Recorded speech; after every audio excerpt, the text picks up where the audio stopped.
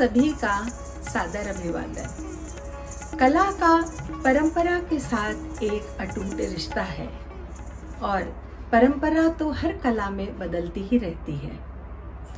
कथक की आरंभिक परिभाषा में कथा कहे सो कथक। कथा कहने के अलग अलग तरीकों से कथक बदलता गया।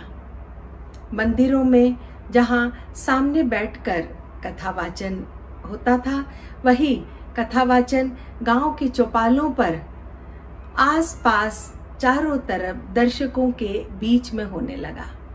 फिर उसका एक कलात्मक स्वरूप दरबारी संरक्षण में फलीभूत होने लगा और उसके बाद महफिलों में चारों तरफ दर्शकों ने कलाकार की, कथक की भाव की अभिव्यक्ति को बहुत करीब से देखा और बहुत करीब से समझा। फिर छोटी परिधि से निकलकर छोटे बड़े मंचों पर कथक प्रस्तुत होने लगा और वहाँ दर्शकों और एक कलाकार के बीच एक दूरी बनती गई और वही दूरी उनके देहांग और अभिव्यक्ति को भी दूर करती गई। आज का कथक और उसका भविष्य और युवा कलाकार, कितना दिलचस्प होगा कि आज की पीढ़ी, आज का युवा कलाकार क्या सोचता है और आगे कथक के भविष्य के बारे में उसकी अपनी क्या राय है। हम इन कुछ बिंदुओं के साथ में अपनी इस श्रृंखला में युवा कलाकारों से बात करेंगे। कथक के विभिन्न घरानों के युवा कलाकार हमारे साथ उपस्थित होंगे।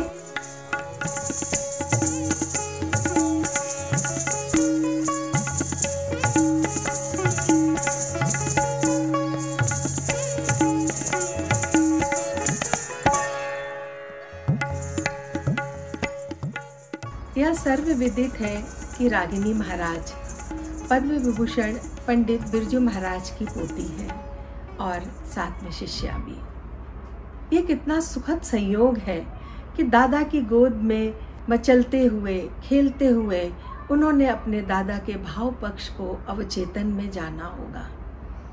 उनके गायन वादन को सुना होगा, उन्हें नृत्य करते देखा होगा और उन्हें चित्र बनाते भी देखा होगा। रागिनी महाराज को कथक सीखने से पहले कथक के संस्कार मिल गए होंगे और इसी तरीके से उन्होंने गायन को भी सीखा होगा और चित्रकला को भी। इन सब बिंदुओं को सोचते हुए उनसे बात करना एक अपने आप में एक दिलचस्प अनुभव होगा। तो चलिए रूबरू होते हैं रागिनी महाराज से।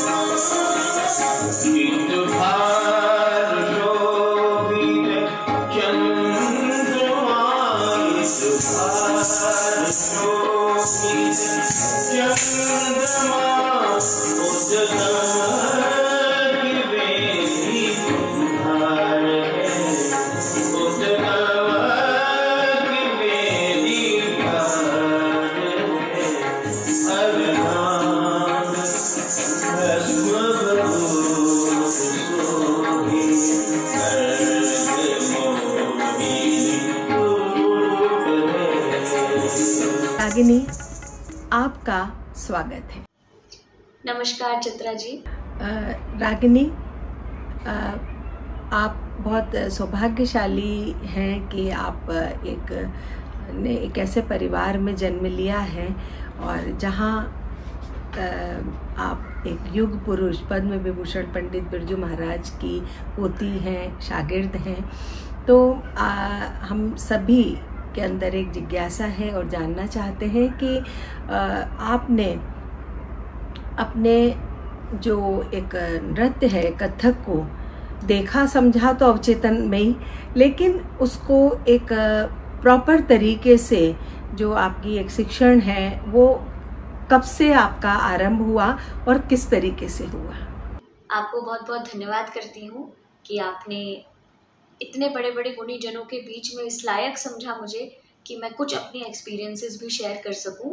जैसे कि मेरे बड़े पापा पंडित जयकिशन महाराज जी, मेरी बुआ विदुषी ममता महाराज जी, तो इन सब लोगों ने भी इंटरव्यूज़ दिए आपके लिए। तो वो देख करके मुझे यही लगा कि क्या मुझे हाँ करना चाहिए, इन सब के बीच में बोलना चाहिए कि नहीं। लेकिन फिर मैंने सोचा कि क्यों नहीं, क्योंकि सबके अपने एक्सपीरियंसेस हैं और सबका रिलेशन अपने गुरु के साथ में भी अलग है। तो मैं बिल्कुल चाहूँगी बताना कि मेरे क्या एक्सपीरियंसेस हैं। तो हमारे परिवार में बोला गया है कि सभी लोगों ने, चाहे वो मैं हूँ, मेरी बहन, मेरे भाई, सभी लोग, हम लोगों ने माँ बाबा बोलने से पहले ही ताथे थे तक बोलना सीखा। और मैं अपनी मजली बुआ के तो गोद में ही नाचना शुरू कर दी थी। और वो मुझे बताती हैं कि वो गाना गाती थी, मैं उनके गोद में उछल उछल के नाचती थी। तो तभी से ही शायद पता चल गया था कि मुझे नृत्य करना ही है। और जैसे जैसे मैं बड़ी होती गई तो धीरे धीरे ममता बुआ ने मेरे हाथ पैर को हिलाया और उन्होंने उत्पत्ति पर हाथ कैसे रखा जाता है, ताथे थी तत् कैसे करते हैं, उन्होंने शुरुआत करवाई। और मुझे याद है कि जब मैं क्लास केजी में थी तो अर्धनारेश्वर, जो कि शिव और पार्वती का बहुत ही खूबसूरत रचना है, दादा ने करी थी। तो पूरा अर्धनारेश्वर, जो कि 7 मिनट का रिकॉर्डेड आइटम है, वो उन्होंने मुझे प्रिपेयर करवाया था। तो उसको मैंने अपने स्कूल में परफॉर्म किया था और दादा भी आए थे स्वयं देखने के लिए। और वो मेरा पहला परफॉर्मेंस था। और स्टेज पर, रंगमंच पर मैं जब 3 वर्ष की थी तब मैंने पहली बार परफॉर्म किया था। तो कल्पना दीदी है, कल्पना वर्मा जी, तो उनका जो उनकी संस्था है कला हेतु, वहाँ पर मैं कृष्ण का रोल करी थी। बहुत छोटी थी और मेरी जो धोती थी जो मैंने पहनी थी वो मेरे टांगों के बीच में फंस गई थी और मैं स्लिप होकर स्टेज पर गिर गई थी। और दादा, मम्मी, मुझे बहुत धुंधला याद है कि ये लोग बहुत घबरा गए थे और अपने कुर्सी से आधा आधा फीट ऊपर ही उछल गए थे इस घबराहट में कि कहीं मैं रो ना पड़ूं। पर मैंने दादा को देखा और पता नहीं क्या आया मेरे दिमाग में, और मैंने कृष्ण जी का ऐसे पोज बनाया और फिर मैं उठी और बहुत सारे चक्कर लेकर एग्जिट कर गई। तो जिन जिन लोगों ने मेरे बचपन का वो वाला शो देखा था वो आज भी बोलते हैं कि बिल्कुल उम्मीद नहीं थी, क्योंकि कोई भी नॉर्मल बच्चा होता तो वो गिर जाता अगर स्टेज पे तो वो तो रो रो के आफत भी मचा देता, लेकिन तुमने ऐसा नहीं किया। तो बचपने से ही पता चल गया कि तुम्हें करना तो नृत्य ही है। और ये सच बात है कि लाइफ में बहुत लेट मैंने रियलाइज़ किया कि मुझको सीरियसली कथक को अपना प्रोफेशन चूज़ करना चाहिए। क्योंकि क्या होता है कि जो चीज़ें आपको बहुत आसानी से मिलती हैं उसकी कद्र बहुत बाद में समझ आती है। तो इस बात को तो मैं भी एग्री करती हूँ कि बचपन से ही नृत्य में रुचि थी, करती भी थी, वर्कशॉप में भी जाती थी, क्लासेस भी देखती थी। पर पता नहीं क्यों ऐसा होता था कि प्रोफेशनली करना है ये दिमाग में नहीं आता था। लेकिन बहुत छोटी थी, 9th में थी, तब मैंने वसंत उत्सव में इतने सारे परफॉर्मर्स को देखा नृत्य करते हुए। उन सबको देखकर मुझे लगा कि ये लोग भी मेरे ही उम्र के आसपास हैं और इतना अच्छा काम कर रहे हैं और मुझे तो विरासत में ये चीज़ मिली है, तो मुझे ज़रूर इसको करना चाहिए और सब लोगों को बहुत उम्मीद भी है मेरे से। तो इस तरह से मेरी जर्नी शुरू हुई। रागिनी, आपने अपने पिता दीपक महाराज के साथ में भी मंच पर बहुत प्रस्तुति दी हैं और वो प्रस्तुतियाँ बहुत प्रशंसनीय है। पिता के साथ प्रस्तुति करना भी, और वो स्वयं में भी एक बहुत विद्वान नर्तक हैं। तो वो वाले आप अनुभव हम लोगों के साथ बताएं कि उस वक्त आपको क्या लग रहा था। मेरे पिताजी के साथ में मैं एक रंगमंच पर खड़ी होती हूँ, ये बहुत ही अपने आप में एक चैलेंज है, साथ में बहुत बड़ी बात है, और अच्छा भी लगता है, डर भी लगता है, बड़े मिक्स्ड फीलिंग्स हैं। क्योंकि जिनको बचपन से आप देखते हो, जिनके लिए तालियां बजाते हो और ऑडियंस से पापा पापा चिल्लाकर आप चीयर करते हो जिनके लिए, उन्हीं के साथ में खड़े होकर नृत्य करना, ये सच में बहुत ही बड़ा टास्क है। और पता नहीं मैं कैसे करती हूँ, मुझे खुद ही नहीं पता, शायद उन्हीं का ही आशीर्वाद है जो मैं कर जाती हूँ। लेकिन ये सच बात है कि जब भी पापा के साथ कोई भी शो आता है तो पापा खुद ही मुझे बोलते हैं कि देखो बेटा, स्टेज पर तुम खड़ी होगी और कभी भी ये मत सोचना कि मैं तुम्हारा पिता हूँ, और बगल में तुम मुझे सिर्फ एक डांसर की तरह से ही तुम सोचना, और इसी तरह से प्रस्तुति अपनी देना, और बिल्कुल 100% अपना सारा कंसंट्रेशन और जितना भी आप अपना बेस्ट दे सकते हैं आप वो करना। क्योंकि जब आप स्टेज पे चढ़ते हैं तो आपके संबंध किसके साथ कैसे हैं ये सब नहीं देखा जाता। क्योंकि एक ऑडियंस, जिसको कोई किसी ऑडियंस में से किसी ने अगर अनाउंसमेंट मिस कर दी, उनको पता ही नहीं है कि ये बाप बेटी है जो परफॉर्म कर रहे हैं, वो आपको सिर्फ एक दर्शक के नज़रिए से देखेंगे। तो इसलिए आपको हमेशा अपना बेस्ट देना ही चाहिए। यही बात दादा भी बोलते हैं, बुआ, बड़े पापा, सभी लोग यही बोलते हैं कि जब आप रंगमंच पर खड़े हो गए, इसका मतलब आप स्टेज के राजा हो, और यही समझ के ही प्रस्तुति देनी चाहिए। और कई बार ऐसा भी हुआ कि जुगलबंदी में पापा ने बहुत फंसाया मुझे लेकिन बस मेरे ख्याल से इन सब के बीच में ही पली हूँ और इन्हीं सब के बीच में बड़ी हुई हूँ। तो इस वजह से एक लय का जो अंदाज और एक बोलते हैं ना, एक तरीका क्या है, किस तरह से लोग परफॉर्म करते हैं, इतनी वो चीज़ें जो है दिमाग में इतनी बैठ चुकी है, शायद इसी वजह से निभा पाती हूँ। अगर दूर रहती तो शायद इतना नहीं समझ पाती और मैं बिल्कुल भी नहीं खड़ी हो पाती। लेकिन वो एक बहुत ही इमोशनल मोमेंट भी होता है, क्योंकि पिताजी हमेशा यही बोलते हैं कि गोद में उठा के जिसको मैं मार्केट तक लेके जाता था, वापस लेकर आता था, आज वो मेरे साथ कंधे से कंधा मिलाकर एक ही स्टेज पर खड़ी है। इस चीज़ के लिए मैं उनको भी धन्यवाद करती हूँ कि उन्होंने एक्सेप्ट किया मेरे साथ स्टेज शेयर करना। मेरे लिए बहुत बहुत बड़ी बात है। और चाहे मैं अपने भाई बहनों के साथ नाचूं या फिर ममता बुआ के साथ मैं स्टेज शेयर करूं, मेरे लिए बहुत बहुत बड़ी बात है। रागिनी, बहुत इम्पॉर्टेंट सवाल भी है, और चूँकि एक ग्रैंड डॉटर बहुत प्यारी होती है, दादा की पोती जो होती है वो बहुत ज़्यादा लाडली और बहुत ज़्यादा नज़दीक भी होती है, लेकिन आप उनकी शिष्या भी हैं। तो जब आप उनसे शिक्षण लेती हैं तो वो शिक्षण का स्टाइल क्या होता है, वो पद्धति क्या होती है? पोती होती है सामने या एक शिष्या?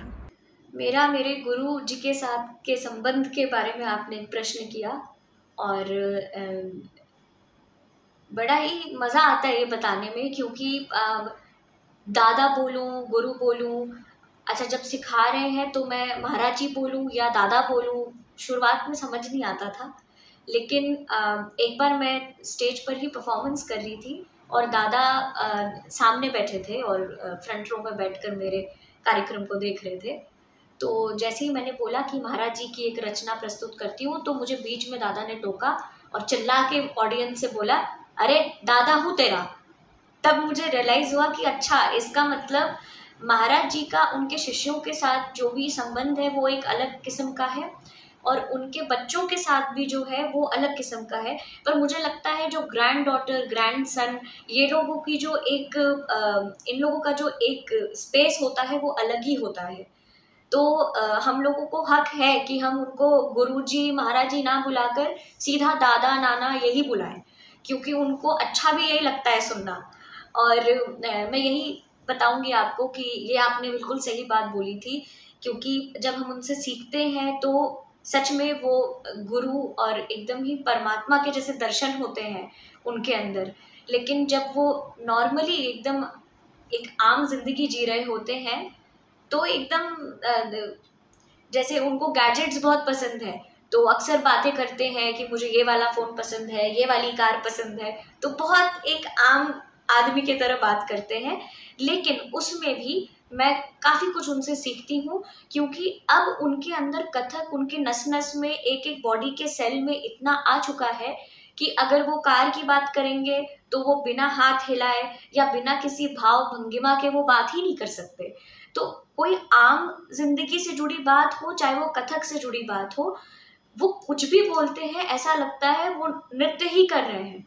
तो इस वजह से उनका चलना उठना बैठना और पूजा करना और जिस अंदाज से, जैसे अंदाज बोला जाता है लखनऊ घराने का, जिस अंदाज से वो जग से पानी निकालते हैं, ग्लास उठाते हैं, और एक तहजीब है कि आप हमेशा आड़ करके पान खा के आप जब भी थूकते हैं तो आप बहुत ही एक आड़ करके थूकेंगे, या फिर जब आप कुछ पिएंगे तो आड़ करके पिएंगे। ये सारी चीज़ें इतनी ज़्यादा उनके अंदर हैं कि समझ नहीं आता कि कब वो नृत्य नहीं कर रहे हैं और कब वो नृत्य कर रहे हैं।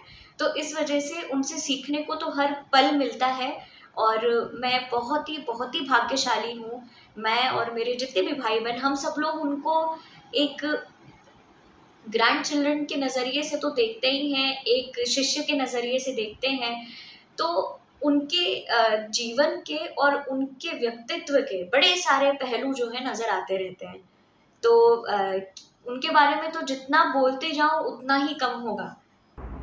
हालांकि एक दादा पोती का, एक गुरु शिष्य का के अनुभव तो आपस के बहुत सारे होते हैं, लेकिन फिर भी आज आप हमारे साथ में पंडित बिरजू महाराज जी के साथ के अपने कुछ अनुभव हमसे शेयर कीजिए।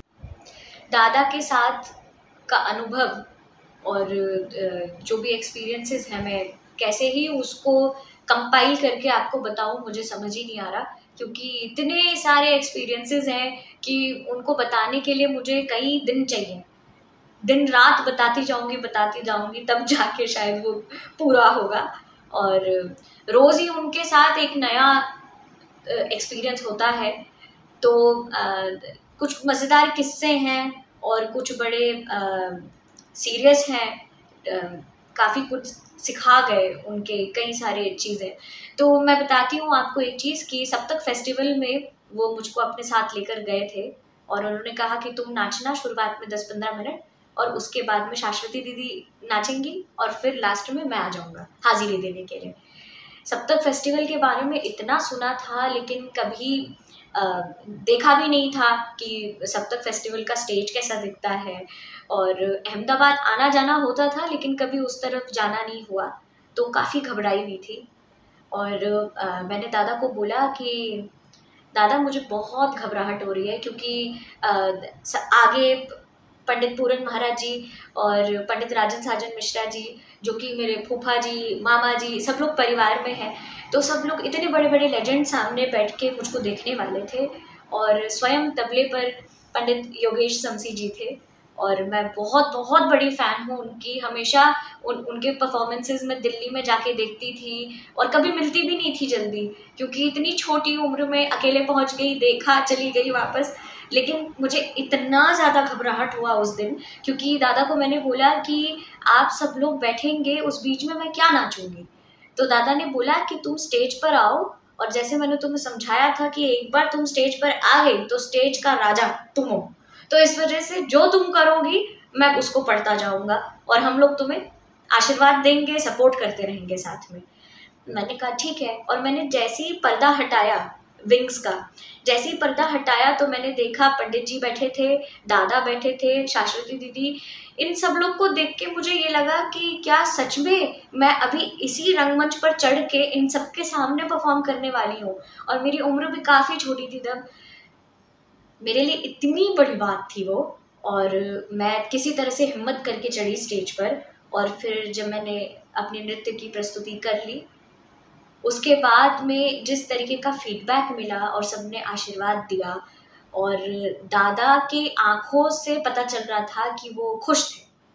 बस उतना बहुत था मेरे लिए, क्योंकि वो कभी भी तारीफ नहीं करते, मुंह पर वो बोलते हैं कि तुम लोग बहुत सर चढ़ जाओगे इस वजह से परिवार में कभी भी किसी की तारीफ नहीं करते। हाँ, ये बात जरूर है, अगर अच्छा लगता है तो चुप रहते हैं, कुछ बोलते नहीं हैं। तो उन्होंने प्रोग्राम के बाद कुछ बोला नहीं, जैसे कुछ हुआ ही नहीं, लेकिन उनकी आंखों से समझ आ रहा था कि वो संतुष्ट थे। तो मेरे लिए, मेरे ख्याल से इससे बड़ा एक्सपीरियंस और कुछ नहीं हो सकता। सवाई गंधर्व पुणे, वहाँ पर भी वो मुझको लेकर गए और नृत्य करवाने के लिए। मैं स्टेज पर चढ़ी और उन्होंने मुझे वादा किया कि मैं तुम्हारे साथ पढ़ंत करूँगा। मैं म्यूजिशियंस पिट पर तो नहीं बैठूंगा, लेकिन मैं नीचे ऑडियंस में एक कॉर्डलेस माइक लेकर तुम्हारी चीज़ें पढ़ दूंगा। तो मैं एकदम निश्चित थी कि मैं स्टेज पर चढ़ूंगी और दादा तो पढ़ ही देंगे, और विश्वजीत अंकल भी हैं तबले पर, सभी बड़े भैया सब लोग बैठे थे, तो सब लोग मुझे सपोर्ट करेंगे। मैं बिल्कुल उम्मीद नहीं करी थी कि मैं स्टेज पर चढ़ूंगी तो 10,000 से ज़्यादा की तादाद में लोग होंगे ऑडियंस में। मैंने तो लोगों को देखा और जितनी दूर तक आंखें जा रही थी लोगों का साइज छोटा होता जा रहा था, और मेरी अंदर से पल्पिटेशन कि अब मैं क्या करूँगी। लेकिन जब मैंने नृत्य करना शुरू किया, अपना इन्वोकेशन ख़त्म किया, मैंने दादा की तरफ देखा, मुझे लगा कि माइक लेकर तैयार होंगे। मैंने देखा दादा के पास कोई माइक ही नहीं था। तो ये इतनी बड़ी बड़ी परीक्षा उन्होंने ले ली कि इतने सारे ऑडियंस के सामने उन्होंने, जैसे बोलते हैं ना कि बच्चे को, अगर कोई भी न्यूबॉर्न बेबी होता है, आप उसको पानी में फेंक देते हैं, विदेशों में भी ऐसे, और वो अपने आप हाथ पैर मार कर वो पानी के अंदर वो तैरना सीख लेता है। तो कुछ इसी तरह से उन्होंने मुझे एकदम ही छोड़ दिया था स्टेज पर कि देखते हैं क्या करेगी। लेकिन उन्हीं का ही आशीर्वाद था, उन्हीं को देखती जा रही थी और नाच गई बस। तो ऐसे बड़े सारे एक्सपीरियंसेस हैं, कुछ बड़े डरावने हैं जिसमें उन्होंने परीक्षा ही ले ली, और कुछ बड़े फनी एक्सपीरियंसेस हैं। रागिनी, ये स्वाभाविक तौर पे कि वाचिक परंपरा ही है, एक गुरु और शिष्य का अपने आप में एक बॉन्डिंग और बंधन के साथ में ये परंपरा विकसित होती रही है आज तक। तो जो हमारे पुराने गुरुजन थे वो इसके जो एकेडमिक शिक्षा है इसकी तरफ उनका इतना जोर नहीं होता था कि आप आओ क्लास में, आपकी गुरु के सामने बस रियाज है रियाज है रियाज है। लेकिन जो वर्तमान दौर है उसमें एक जो एकेडमिक शिक्षा उसका भी अपना महत्व है, उस विषय में आपका क्या कहना है? जहाँ तक मैं थ्योरी की या फिर एकेडमिक्स की बात करूँ, मुझे लगता है कि जिस चीज़ की जितनी ज़रूरत होती है उसको उतना ही अपनाना भी चाहिए और उतना ही वक्त उस चीज़ के लिए देना भी चाहिए। लेकिन उससे ज़्यादा अधिक मुझे लगता नहीं है ज़रूरी होता है। पता नहीं, शायद मेरी बात से कई लोग एग्री नहीं करेंगे और हो सकता है बहुत बड़े बड़े स्कॉलर्स सब नाराज़ भी होंगे, जो कि बिल्कुल जायज़ है। लेकिन ये मेरा अपना पर्सनल ओपिनियन है, मेरा नज़रिया है। क्योंकि मुझे ऐसा लगता है कि हम लोग स्कूल में भी जब हम लोग मैथमेटिक्स पढ़ते थे तो एडिशन, सब्ट्रैक्शन, मल्टीप्लिकेशन, डिवीजन, ये सारी चीज़ें बहुत इम्पॉर्टेंट है। परसेंटेज निकालना आना चाहिए, जो बेसिक्स हैं वो आपकी ज़िंदगी भर काम आती हैं। लेकिन एग्जाम्पल किस चीज़ का दे सकती हूँ मैं? ट्रिग्नोमेट्री आज तक मेरे तो किसी काम नहीं आई, और उसके वजह से काफ़ी, मैथमेटिक्स की वजह से मेरे ग्रेड्स भी 10वीं कक्षा तक काफ़ी कम थे और बहुत एवरेज स्टूडेंट थी, क्योंकि मेरी रुचि नहीं थी मैथमेटिक्स में। डांस की मैथमेटिक्स, ताल में खेलना और कौन सा टुकड़ा कौन से मात्रा पर उठेगा, मतलब ये सारी चीज़ों में ज़्यादा मेरी रुचि थी। लेकिन जब पेंसिल और पेपर आ जाता था तो वो वाली मैथमेटिक्स में मुझे बड़ी परेशानी होती थी, बहुत कष्ट होता था, होता ही नहीं था मुझसे। तो मुझे यही लगता है कि जितनी बेसिक चीज़ें ज़रूरी हैं लाइफ में आगे बढ़ने के लिए, जो आगे काम आ सकती हैं, उतना ही उसको पढ़ना आवश्यक है, उससे ज़्यादा मुझे नहीं लगता है इम्पॉर्टेंट है। अगर आपको प्रोफेसर नहीं बनना है तो, अगर आपको थ्योरी पढ़ाना है, अगर आपका एम है कि आपको किताबें लिखनी है तो ऑब्वियसली नॉलेज होना बहुत ज़रूरी है। लेकिन अगर आपकी रुचि प्रैक्टिकलिटी में है, अगर आपको एक परफॉर्मर बनना है, तो भी आपको बेसिक्स जो हैं वो चीज़ें आनी चाहिए। अब अगर मुझे कोई नायिका दिखानी है, जब तक नायिका के बारे में मुझे पता ही नहीं है कि अष्टनायिका है, उनमें क्या डिफरेंसेस हैं, हर एक नायिका के पीछे क्या भाव है, या फिर मुझे रस अगर दिखाने हैं, मुझे रसों के बारे में कोई ज्ञान ही नहीं है, तो मैं कैसे उसको दिखा सकती हूँ। तो इस वजह से जो बेसिक चीज़ें हैं जो बहुत अभिनय में, भाव में या नृत्य में काम आती हैं, वो चीज़ें बिल्कुल पढ़नी चाहिए। और बिना उस नॉलेज के फिर आपको आगे किसी को सिखाना भी नहीं चाहिए, क्योंकि आप सक्षम नहीं कहलाएंगे। लेकिन मुझे लगता है कि जब आप स्टेज पर आते हैं और जब दर्शक आपको देखते हैं, तो आपकी थ्योरी कितनी स्ट्रांग है या आप एकेडमिकली कितने अच्छे हैं, वो उस वक्त नहीं देखा जाएगा। आप प्रैक्टिकली कितना परफॉर्म करके आप उस चीज़ को दर्शा पा रहे हैं, वो ज़्यादा ज़रूरी है। क्योंकि अगर मेरी थ्योरी बहुत स्ट्रांग है, अगर मुझे फॉर एग्ज़ाम्पल अगर रसों के बारे में पता है और अगर मुझे विभत्स रस दिखाना है, लेकिन मेरे चेहरे पे ना कोई भाव है, ना मेरी भ्रिकुटी जो है वो सिकुड़ नहीं रही है, अजीब सा एक एक्सप्रेशन है जो कि लोगों को कंफ्यूज कर रहा है कि समझ ही नहीं आ रहा कि बोला कुछ किया कुछ। तो मुझे वही लगता है कि थ्योरी अपनाना चाहिए, लेकिन साथ ही साथ में प्रैक्टिकली उसको कैसे दर्शाना चाहिए वो बहुत ज़रूरी है, वो ज़्यादा ज़रूरी है।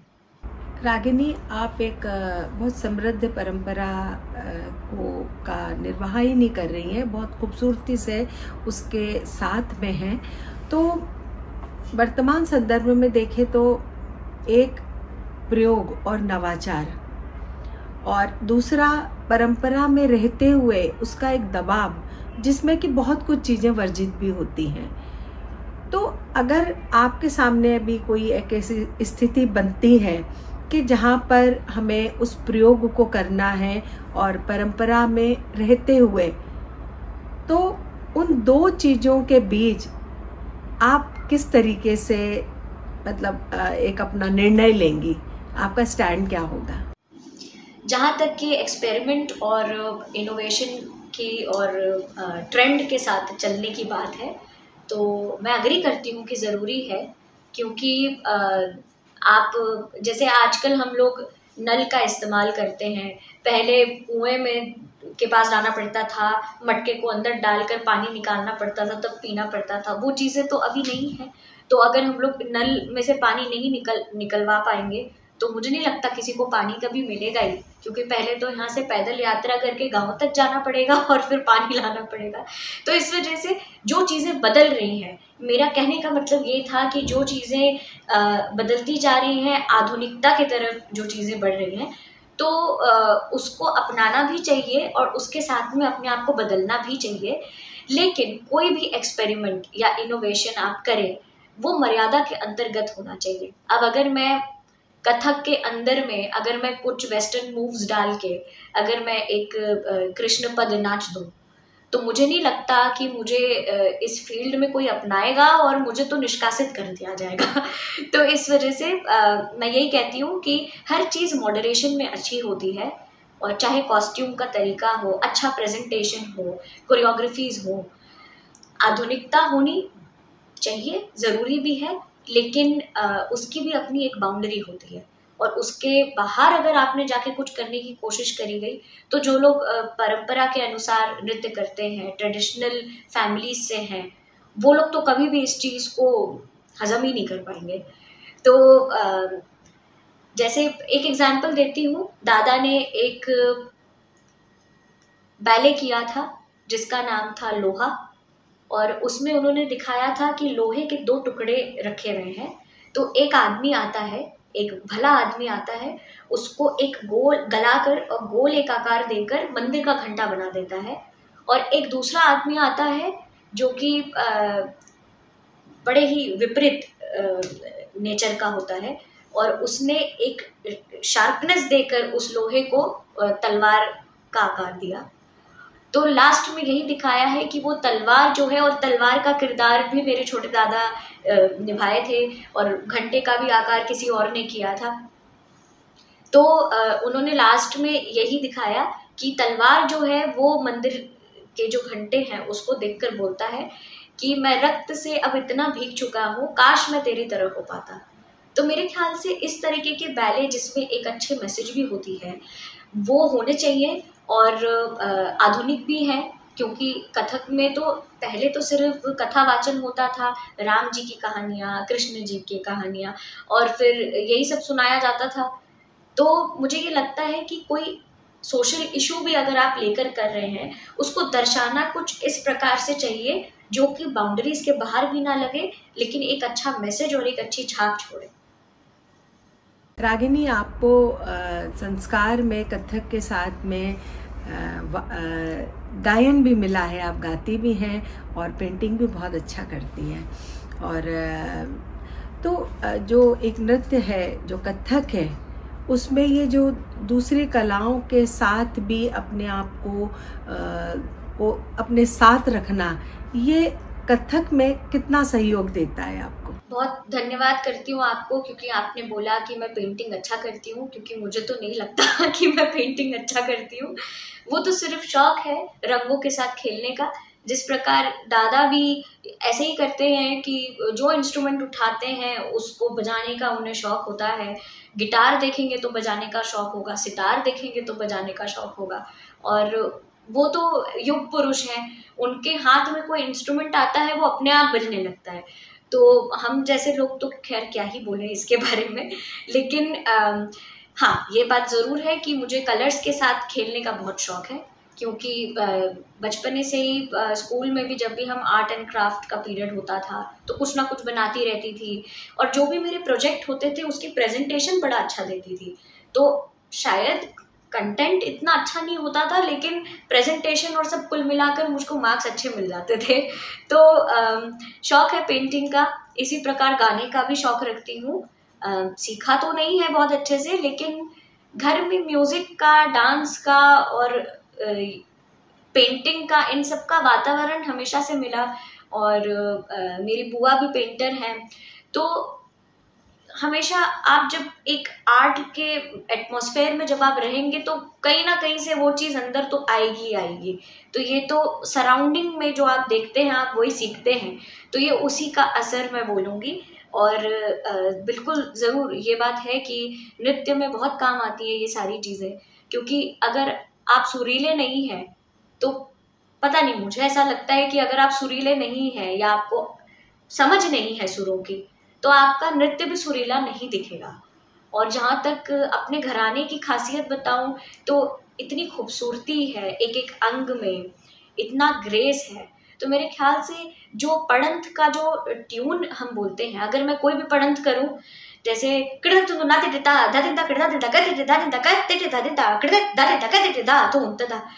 अगर मैं इस स्वर में पढ़ूंगी तो मेरे ख्याल से मेरा नृत्य भी कुछ वैसा ही दिखने लगेगा और किसी को मज़ा भी नहीं आएगा मेरा नृत्य देखने में। लेकिन अगर इसी को मैं बोलूँगी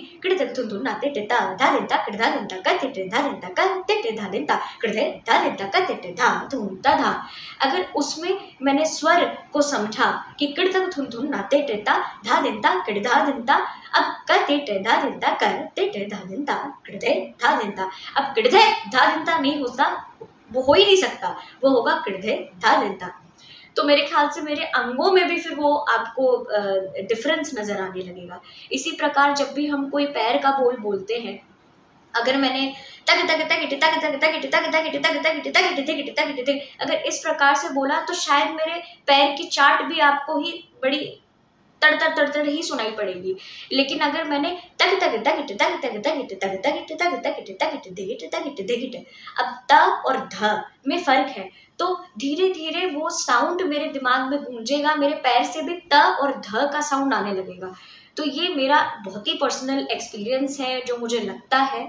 इस वजह से सुरीला होना बहुत ज़रूरी है। सुरीला होना मतलब ये नहीं है कि आप गाना अच्छा गाए कुछ भी, लेकिन उसकी समझ होनी ज़रूरी है। तो इन सब चीज़ों का आपके अंगों में, नृत्य में और पैर से जो भी आपके पद संचालन में, इन सब में बहुत फ़र्क पड़ता है। और अगर आपको रंगों के साथ खेलना आता है, किसमें कौन सा रंग मिलाएं अच्छा लगेगा, तो मेरे ख्याल से अपने आप ही आपका जो नृत्य है वो बहुत ही कलरफुल होने लगता है।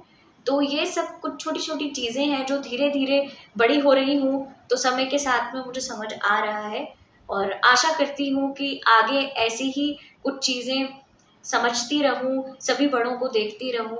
और सिर्फ परिवार की ही बात नहीं कर रही, मैं तो सभी का परफॉर्मेंस देखती हूँ। और चाहे वो उड़ीसी हो, भरतनाट्यम हो, हमारे कथक के इतने सारे घराने हैं, तो सभी लोगों को देखती हूँ, बहुत अप्रिशिएट करती हूँ, सीखती भी हूँ कि सबके अंदर इतनी खूबसूरती है और सबके अंदर अलग अलग क्वालिटीज़ हैं। तो मेरे ख्याल से हमेशा ही जो अच्छी अच्छी चीज़ें हैं उसको पिक करके अपना एक कुछ अच्छा करने की कोशिश करनी चाहिए। रागिनी, आपका इस मंच पर आने के लिए बहुत बहुत धन्यवाद। बहुत अच्छी जानकारी आपसे मिली और हम आपके उज्जवल भविष्य की कामना करते हैं। धन्यवाद। दर्शकों, हम आपको इस श्रृंखला में कुछ नए चेहरे, युवा कलाकारों से आपको रूबरू करवाते रहेंगे। तब तक के लिए नमस्कार।